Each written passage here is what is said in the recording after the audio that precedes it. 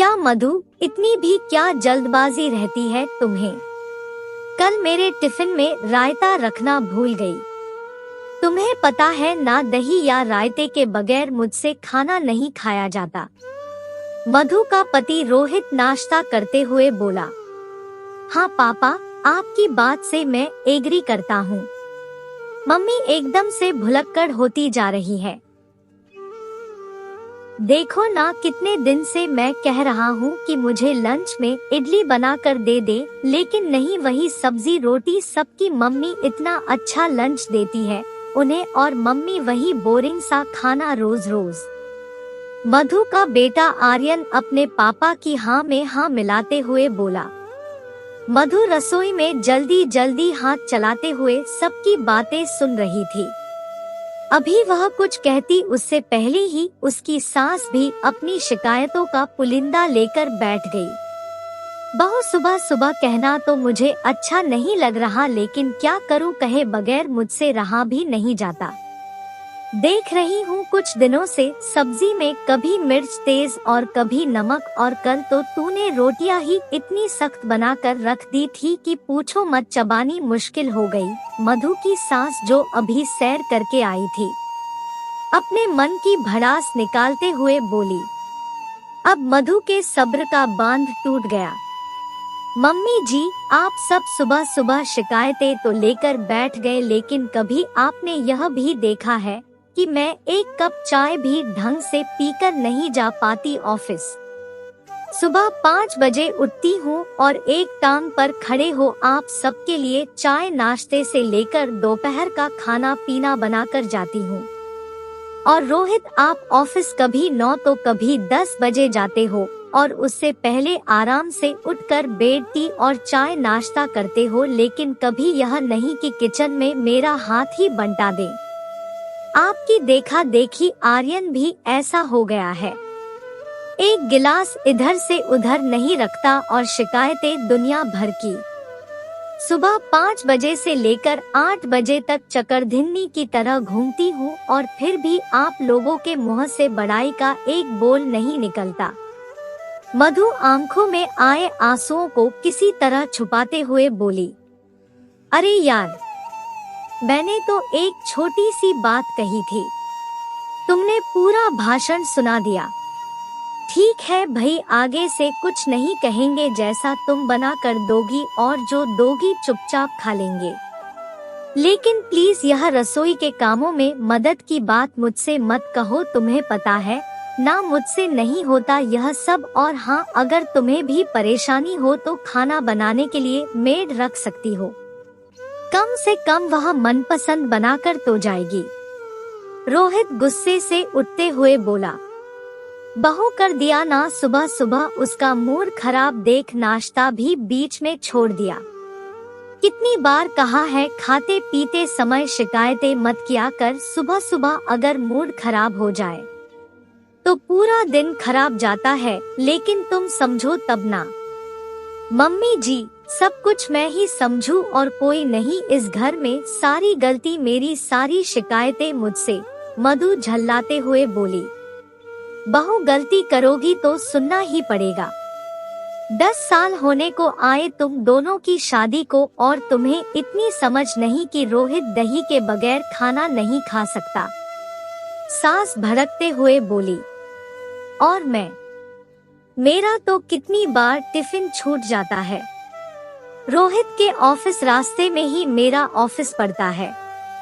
कभी आप दोनों से इतना नहीं हुआ कि आप उन्हें कहो कि मेरा टिफिन मुझे देते हुए चले जाए? मैं पूरा दिन ऑफिस में भूखी रहूं, किसी को फर्क पड़ता है क्या? अब रहने भी दे बहू, पूरा दिन कौन भूखा रहता है? पता है मुझे, ऑफिस में कैंटीन है तुम्हारे, वहाँ से मंगा कर खा लेती होगी कुछ, इसलिए रोहित को तंग नहीं करती। सास तंज कसते हुए बोली। मम्मी जी, मेरी ऑफिस की कैंटीन का तो आपको पता है, तो भी पता होगा आपको कि आपके बेटे के ऑफिस में भी कैंटीन है, उन्होंने भी दही मंगा कर खा ली होगी।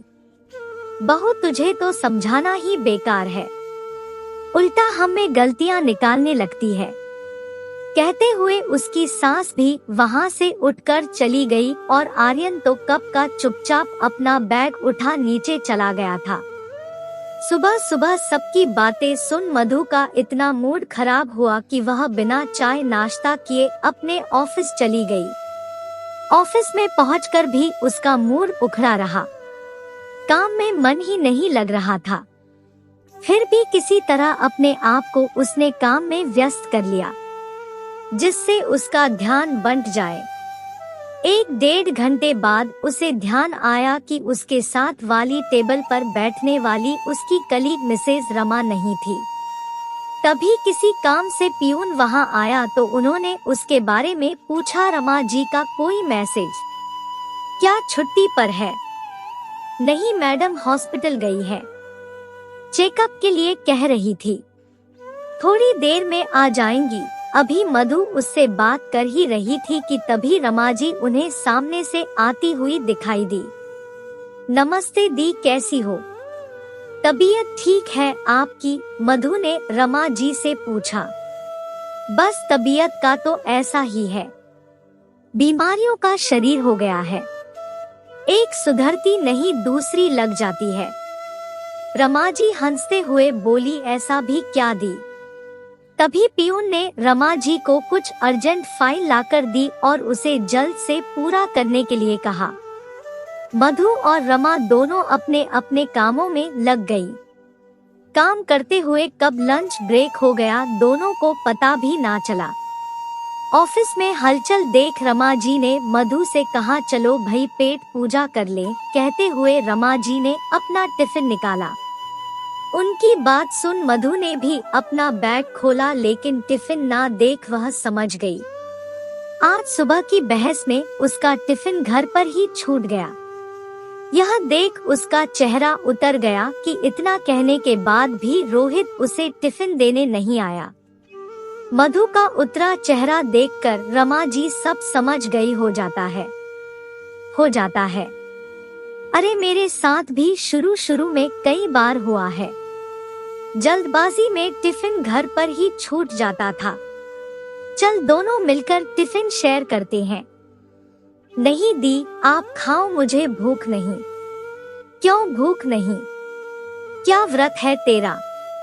नहीं ऐसी बात नहीं, मैं कैंटीन से कुछ मंगवा लेती हूँ, तू शुरू तो कर। इसे खा पीकर कैंटीन में ही चलते हैं, वहाँ से दोनों कुछ और ले लेंगे, पहले इसे तो निपटा। रमा जी की प्यार भरी मनोहार देख मधु का मन भर आया और वह चुपचाप उनके साथ खाना खाने लगी। खाना खाकर दोनों कैंटीन में गई और वहाँ चाय के साथ कुछ हल्का सा स्नैक्स ऑर्डर कर टेबल पर बैठ गई। अब बता मधु, क्या बात है? सुबह से ही तेरा चेहरा उतरा हुआ है। रमा जी ने प्यार से मधु के कंधे पर हाथ रखते हुए कहा। रमा जी का इतना प्यार व अपनापन देख मधु से रुका नहीं गया और उसने रमा जी को आज हुई सारी बातों के बारे में बता दिया। वैसे भी जब से वह इस ऑफिस में आई थी रमा जी से उनका एक अलग ही संबंध बन गया था। छोटी बहन की तरह प्यार करती थी रमा जी उसे। मधु की बात सुन रमा जी उसे समझाते हुए बोली, तुझे क्या लगता है मधु, तेरी सास अपने बेटे को भूखा जाने देगी या खुद भूखा रहेगी? नहीं, यह हर घर की कहानी है, खुद मैं भी इसी दौर से गुजरी है। और जो तू कहती है ना कि दी अभी तो आपकी इतनी उम्र नहीं, आपने कितनी बीमारियां लगा ली है, तो मधु यह सब मेरी उसी नासमझी का नतीजा है जो अब तू कर रही है। मेरे परिवार में भी कोई मेरा सहयोग करने वाला नहीं था। जब पति ही आपको ना समझे तो दूसरों से उम्मीद क्या रखे, और बच्चे तो करते वही हैं जो देखते हैं। सास मुझसे परफेक्ट बहू की उम्मीद रखती, पति परफेक्ट पत्नी की और बच्चे परफेक्ट माँ की। मैं भी शुरू में या कहूँ उस समय उम्र का जोश था, सबकी उम्मीदों पर खरा उतरने की कोशिश करती। नहीं चाहती थी किसी को मुझसे कोई शिकायत रहे। सबके मुंह से निकलने से पहले उनकी फरमाइश पूरी करती रही और जब तक फरमाइशें पूरी करती गई तब तक सबके लिए मैं अच्छी बहू, पत्नी और माँ थी। सबको अच्छा बनाती, खिलाती, घर को चमका कर रखती और वो ऑफिस में भी अपना बेस्ट देने की कोशिश करती।